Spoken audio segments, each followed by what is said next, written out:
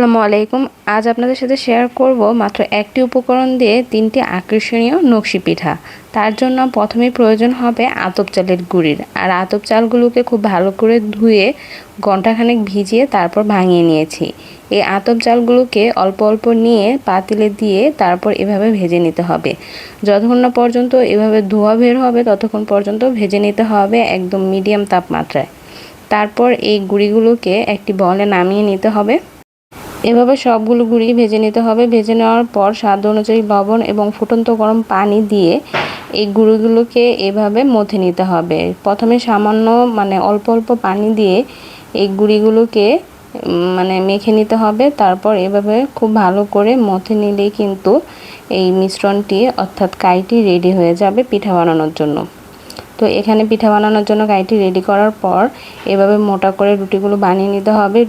তারপর পরিমাণ মতন সয়াবিন তেল এই রুটির উপর ব্রাশ করে খেজুর কাঁটা দিয়ে সুন্দর করে নকশি আঁকিয়ে নিতে হবে। নকশি আঁকার পর এভাবে পিঠাগুলোকে কেটে নিতে হবে। তো দেখতেই পাচ্ছেন পিঠাগুলো কিভাবে কেটে নেওয়া হচ্ছে।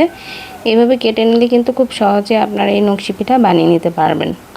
আর এই সকল পিঠা কিন্তু এক এক ডিজাইনের হয়। তো আপনারা যদি অনেক ধরনের ডিজাইন দেখতে চান সেক্ষেত্রে কিন্তু আমার চ্যানেলে আরও কয়েকটি এই পিঠার ভিডিও রয়েছে, তা দেখে নিতে পারেন।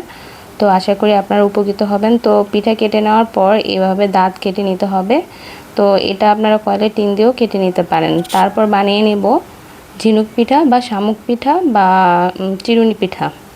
তার জন্য এই কাইগুলোকে এভাবে প্রথমে মেরা পিঠার মতো বানিয়ে নিতে হবে। ছোট ছোট করে মেরা পিঠার মতো বানিয়ে নিয়ে তারপর এভাবে দুই চিরুনি দিয়ে চেপে এই ঝিনুক পিঠা বা শামুক পিঠা বা চিরুনি পিঠাগুলো আপনারা বানিয়ে নিতে পারেন। তো আমি একটি একটি করে আপনাদের দেখিয়ে দিচ্ছি। খুব সহজে কিন্তু এই পিঠাগুলো আপনারা বানিয়ে নিতে পারবেন। তো এক এক করে কিন্তু সবগুলো পিঠাই এভাবে বানিয়ে নেওয়া হয়ে গিয়েছে। এবার আপনাদের সাথে শেয়ার করব নকশি পাতা পিঠা। নকশি পিঠার তুলনায় কিন্তু এই নকশি পাতা পিঠাগুলো অনেক বেশি সফট হয়। তো তার জন্য আমি প্রথমেই দুই সাইড কোনা করে মেরা পিঠার মতো বানিয়ে নেব। এভাবে অনেকগুলো বানিয়ে নেওয়ার পর তারপর এই মেরা পিঠার উপরে তেল দিয়ে এভাবে খেজুর কাঁটা দিয়ে করে নিলেই কিন্তু সুন্দর এই নকশি পাতা পিঠাগুলো রেডি হয়ে যাবে।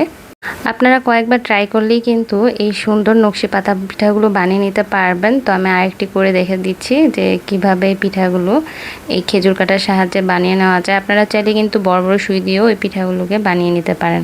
পিঠা বানানোর পর তারপর তেলটি খুব ভালো করে গরম করে মিডিয়াম তাপমাত্রায় এই পিঠাগুলোকে ভেজে নিতে হবে। তো প্রায় সবগুলো পিঠাই কিন্তু একই তাপমাত্রায় ভেজে নিতে হবে। হাই হিটে কিন্তু এই পিঠাগুলো ভাজা যাবে না, এতে করে কিন্তু পিঠাগুলো ভিতর থেকে কাঁচা থাকবে এবং উপরে লাল হয়ে যাবে। তো সেই পিঠাগুলো কিন্তু খেতে শক্ত লাগে। তো এভাবে করে কিন্তু সবগুলো পিঠা ভেজে নেওয়া হয়ে গিয়েছে। তো একবারে ঘরোয়াভাবে পিঠার রেসিপিগুলো আপনাদের কাছে ভালো লাগলে অবশ্যই আমার ভিডিওতে লাইক দিয়ে আমার পাশে থাকবেন। আল্লাহ হাফেজ।